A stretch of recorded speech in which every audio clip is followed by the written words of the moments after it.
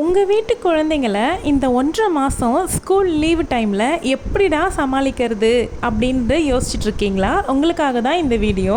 நம்ம படிக்கும் பொழுதெல்லாம் ஸ்கூல் லீவ் விடுறாங்க அப்படின்னாவே ரிலேஷன்ஸ் வீட்டுக்கெல்லாம் போவோம், வெளியிலெல்லாம் விளையாடுவோம். இப்போ இருக்க பசங்க ரிலேஷன்ஸ் வீட்டுக்கெல்லாம் போகிறதுங்கிறதே ரொம்ப குறைஞ்சிருச்சு. ஸ்ட்ரீட் கேம் விளையாடுறதுங்கிறதுமே ரொம்ப குறைஞ்சி போச்சு. இல்லை, எல்லா பசங்களும் இப்போது ஃபோன் எடுத்துக்கிட்டு உட்கார ஆரம்பிச்சிட்டாங்க. இந்த லீவில் பேரண்ட்ஸ் எல்லாருமே உங்கள் குழந்தைங்கள ஃபோன் அடிக்ஷன்லேருந்து எப்படி விடுபட வைக்கலாம் அப்படிங்கிறத பற்றி இந்த வீடியோவில் நம்ம கொஞ்சம் பார்க்கலாம். இப்போது நீங்கள் கேட்கலாம், உங்கள் பசங்கள்லாம் ஃபோன் பார்க்கவே மாட்டாங்களா அப்படின்னு கேட்கலாம். என் பசங்க ஃபோன் பார்ப்பாங்க, ஆனால் வீக்லி ஒன்ஸ் மட்டும்தான் பார்ப்பாங்க, அதுவும் அந்த சண்டே மட்டும்தான். என்னுடைய ஃபோனை எடுக்கவே மாட்டாங்க. அவங்க அப்பா ஃபோன் இருக்கும்பொழுது மட்டும்தான் கொஞ்சம் நேரம் டைம் ரெஸ்ட்ரிக்ஷனோடு அந்த ஃபோன் பார்த்துக்குவாங்க. அதுக்கப்புறமா அந்த டைம் ஆயிடுச்சுன்னா அவங்களே கொடுத்துருவாங்க. குழந்தைங்க தான் வீட்டு வேலையெல்லாம் செய்யணும் அப்படின்னு எந்த ஒரு கட்டாயமே இல்லைங்க. ஆண் குழந்தைகள் கண்டிப்பாக வீட்டு வேலைகள் எல்லாமே செய்யலாம். அவங்க அம்மாவுடைய வேலைகளில் பாதி வேலையை குழந்தைங்க எடுத்து செய்யும் பொழுது நம்மளுடைய கஷ்ட நஷ்டங்களுமே குழந்தைங்களுக்கு தெரியும். இவ்வளோ வேலை செய்கிறாங்க அப்படிங்கிறது புரியும். ஒரு வேலை செஞ்சு முடித்தா கூட எவ்வளோ உடம்புக்கு நமக்கு டயர்டாக இருக்குது அப்படிங்கிறதும் அவங்க உணரும் பொழுது நம்ம மேலே அவங்களுக்கு ஒரு மதிப்பு கூடும். இந்த வீடியோவில் எந்த மாதிரியான வேலைகள் எல்லாமே என் பசங்க எனக்கு செஞ்சு கொடுப்பாங்க அப்படிங்கிறது ஃபுல்லாகவே காமிச்சிக்கிட்டு ஒரு சில பேரண்டிங் டிப்ஸுமே உங்களுக்கு நான் சொல்ல இருக்கேன். இந்த வீடியோவில் பண்ணுறது மட்டும்தான் அவங்க வேலை செய்வாங்களா அப்படின்னா இல்லை. இந்த 6 நிமிஷம் வீடியோவில் எவ்வளோ கவர் பண்ண முடியுமோ அது வரைக்கும் தான் நான் கவர் பண்ணியிருக்கேன். இதை தவிர்த்து இன்னும் நிறைய வேலைகள் என் பசங்க எனக்கு செஞ்சு கொடுப்பாங்க.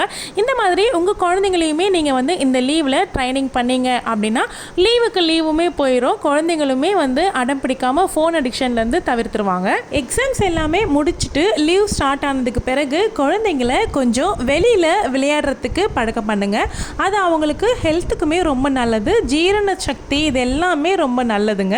குழந்தைங்க வீட்டுக்குள்ளேயே சாப்பிட்டுட்டு உட்காந்துக்கிட்டே இருக்கும் பொழுது அவங்களுக்கு உடல் பருமன் பிரச்சனை ஏற்படும். ஓடி ஆடி விளையாடும் பொழுது ரொம்பவே ஆரோக்கியம் தான் குழந்தைங்களுக்கு. ஈவினிங்கில் ஒரு 1 மணி நேரமோ அல்லது 2 மணி நேரமோ அவங்க விளையாடுறதுக்கு வெளியில் போகும்பொழுது அந்த 2 மணி நேரம் அவங்க ஃபோனை முற்றிலுமாக மறந்துடுவாங்க. ஸ்டார்டிங்கில் அவங்கள எந்த வேலையும் வாங்காமல் வெளியில் விளையாடுற வேலையை மட்டும் கொடுத்தீங்க அப்படின்னா அவங்களுக்கு அது பிடிச்சி போனதுக்கு அப்புறமா நீங்கள் என்ன பண்ணலாம் அப்படின்னா நீங்கள் குழந்தைங்க கூட வேலைகளை ஷேர் பண்ண ஸ்டார்ட் பண்ணலாம். இப்போ என் பசங்க எல்லாமே நான் சொல்லி தான் செய்யணும் அப்படிங்கிறது இல்லை. அவங்கவுங்களுக்கு என்ன வேலை அப்படிங்கிறத நான் டைம் டேபிளே போட்டு கொடுத்துருவேன். இந்த வேலையை நீ முடிச்சிடணும், அந்த வேலையை நீ முடிச்சிடணும் அப்படின்னு. என் பையன் வீட்டில் இருக்கான், அவனுக்கு எக்ஸாம் டைம் இல்லை அப்படின்னா எனக்கு பாத்திரம்லாம் விலைக்கு கொடுத்துருவான். என்னுடைய வீடியோ நீங்கள் ஸ்டார்டிங்லேருந்து பார்க்குறவங்களா இருந்தீங்க அப்படின்னா உங்களுக்கு நல்லாவே தெரிஞ்சிருக்கும். எனக்கு பூ பிரித்து நல்ல பூ கெட்ட பூ இதெல்லாம் பிரித்து கொடுக்கறத ஆரம்பித்து வெங்காயம் தோல் பூண்டு தோல் இது எல்லாமே உரிக்கிறது இது எல்லாமே என் பெரிய பையன் பார்த்துக்குவான். சின்ன பையனை இப்போ தான் கொஞ்சம் கொஞ்சமாக வேலைகளில் ஈடுபடுறதுக்கு முயற்சி பண்ணிகிட்டு இருக்கேன். அதுவுமே சக்ஸஸ்ஃபுல்லாக தான் போயிட்டுருக்கு. வேலைகளை பிரித்து செஞ்சுட்டு உங்களுக்கு கிடைக்கக்கூடிய டைமில் குழந்தைங்களோட டைம் ஸ்பெண்ட் பண்ணுங்கள். அவங்களோட கேரம் போர்ட் விளையாடுறது, செஸ் விளையாடுறது, இந்த மாதிரி உங்களுக்கு தெரிஞ்ச கேமை குழந்தைங்களோட சேர்ந்து விளையாடும் பொழுது அவங்க உங்ககிட்ட வெளிப்படையாக இருக்கிறதுக்கு நிறைய பேசுறதுக்கு ஒரு டைம் கிடைக்கும். ஆம்பளை பசங்க வளர்க்குற நம்மெல்லாம் எல்லாருமே பசங்க கூட அதிகமாக நேரம் ஸ்பெண்ட் பண்ண வேண்டியது இருக்குது. ஏன்னா அவங்களுக்கு நல்லது கெட்டது எல்லாமே நம்ம தான் சொல்லிக் கொடுக்கணும். ஏன்னா இப்போ காலம் அந்த மாதிரி இருக்குல்ல. அடுத்த தலைமுறைக்காக நம்ம வளர்த்துட்ருக்க நம்மளுடைய ஆண் குழந்தைங்களை நல்ல குணத்தோடையும் பெண்களை மதிக்கக்கூடிய குணத்தோடையும் வளர்த்துட்டோம் அப்படின்னா எதிர்காலத்தில் நடக்கக்கூடிய நிறைய குற்றங்கள்லேருந்து தவிர்க்க முடியும். இப்போல்லாம் ஸ்கூல் லீவ் விட்ட உடனே இப்போன்னு இல்லை, அப்பையிலேருந்தே இந்த ஹாலிடேயில் நமக்கெல்லாம் அசைன்மெண்ட்டுன்னு ஒன்று எழுதுவோம்.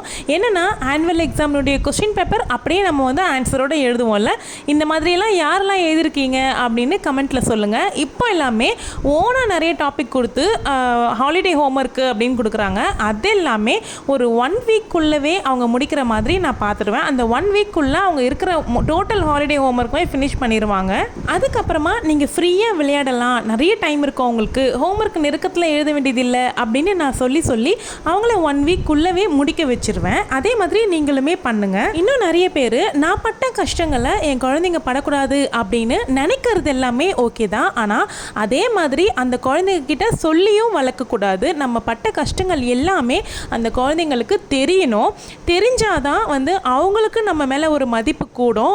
நம்ம அம்மா அப்பா வந்து எவ்வளோ கஷ்டப்பட்டிருக்காங்க அப்படிங்கிறத பற்றிலாம் அவங்க தெரிஞ்சுக்கிட்டு வளரும் பொழுது நம்ம மேலே மதிப்பு கூடுறது இல்லாத நம்மளை எங்கேயுமே எந்த ஒரு இடத்துலையுமே விட்டு கொடுக்காம இருக்கிறதுக்கான ஒரு மனப்பக்குவம் அவங்களுக்கு ஏற்படும். மெயினாக குழந்தைங்கள வெளி குழந்தைங்களோட மற்ற வீட்டு குழந்தைங்களோடைய நீங்கள் வந்து கம்பேர் பண்ணி பேசக்கூடாது அப்படின்னு நிறைய பேர் சொல்லி நீங்கள் கேட்டிருப்பீங்க. என்னை பொறுத்த வரைக்கும் நம்ம வீட்டிலேயே 2 குழந்தைங்க இருக்காங்க அப்படின்னா கூட ஒருத்தரையுமே நம்ம கம்பேர் பண்ணி பேசக்கூடாதுங்கிறது என்னுடைய ஒரு கருத்தாக இருக்கும்.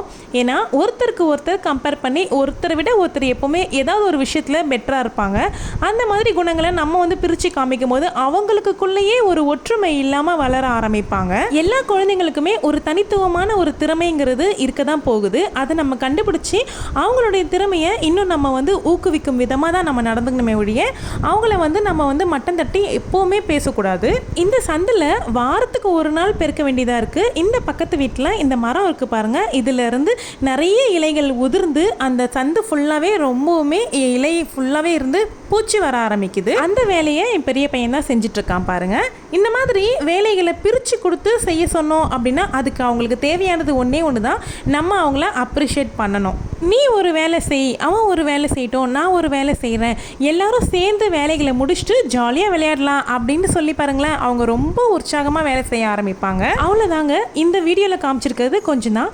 இந்த வீடியோவில் சொல்லியிருக்க விஷயங்கள் வந்து உங்களுக்கு பிடிச்சிருக்கு அப்படின்னா வீடியோவை லைக் பண்ணிக்கோங்க. உங்களுக்கு தெரிஞ்சவங்களுக்கு இந்த வீடியோவை ஷேர் பண்ணி விடுங்க. சேனல் பிடிச்சிருந்தா சப்ஸ்கிரைப் பண்ணுங்கள். யாரெல்லாம் அசைன்மெண்ட் எழுதுனீங்க அப்படின்னு கண்டிப்பாக கமெண்ட் பண்ணுங்கள்.